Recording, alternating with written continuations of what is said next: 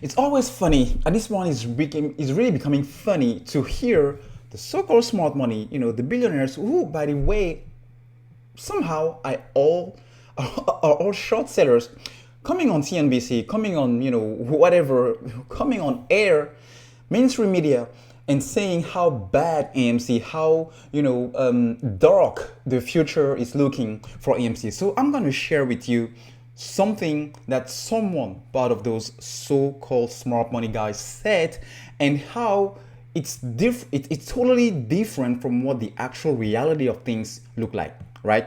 So let's get into this. Listen.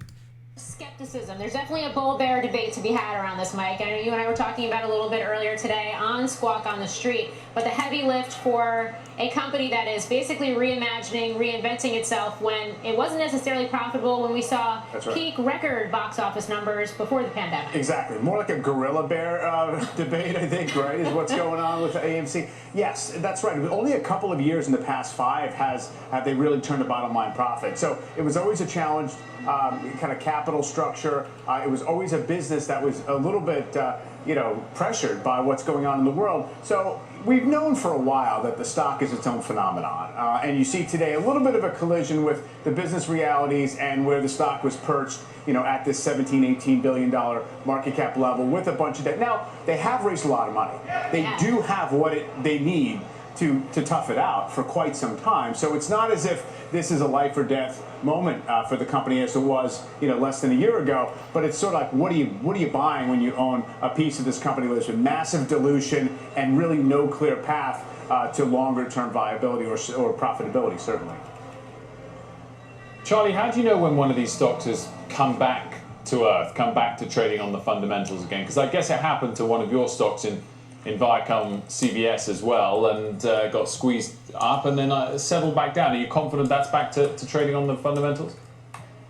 Well, you have to analyze what a company is worth. I mean, that's fundamentally what value investors do, is they compare the price of a stock to its intrinsic value. And that's not simple to calculate, but in some cases it is simple to see that a stock is trading way above its intrinsic value. And unfortunately, AMC is still a long way from its intrinsic value.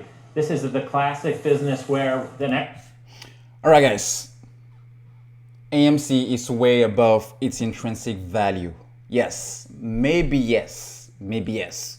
If we were still in 2020, if we were still in January 2021, sorry, but we are in August 2021 and things have dramatically changed for the company, all right?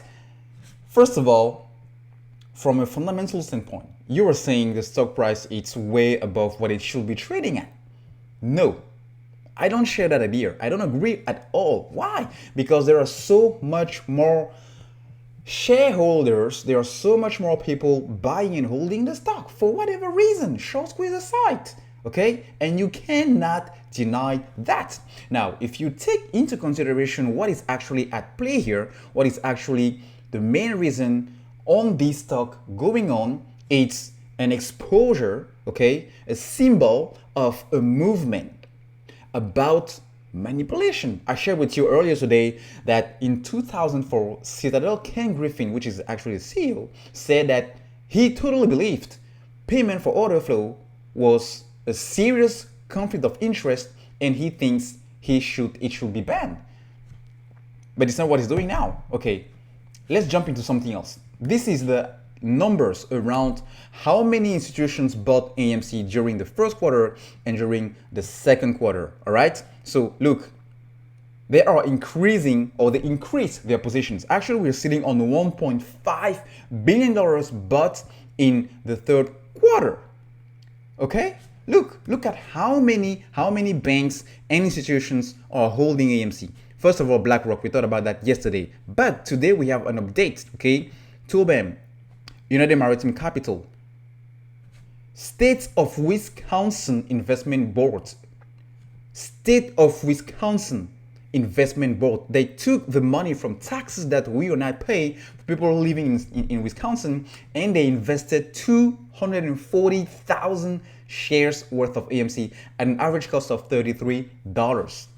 Look, manufacturers life insurance, Simplex Trading sitting on 1.5 million shares. And then you have JP Morgan Chase, not only having a call position, but also sitting on 1.2 million shares at an average of $33. Maybe they sold, okay? Maybe they sold, but we don't need them to get a squeeze.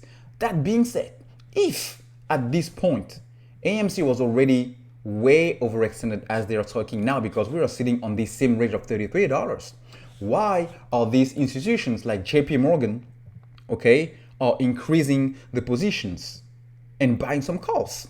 Why is the whole state of Wisconsin increasing the positions? Why is BlackRock, one of the top biggest dog on the street, increase the positions? I mean, I don't know. I may be dumb, but I know how to do simple math. I'm just saying.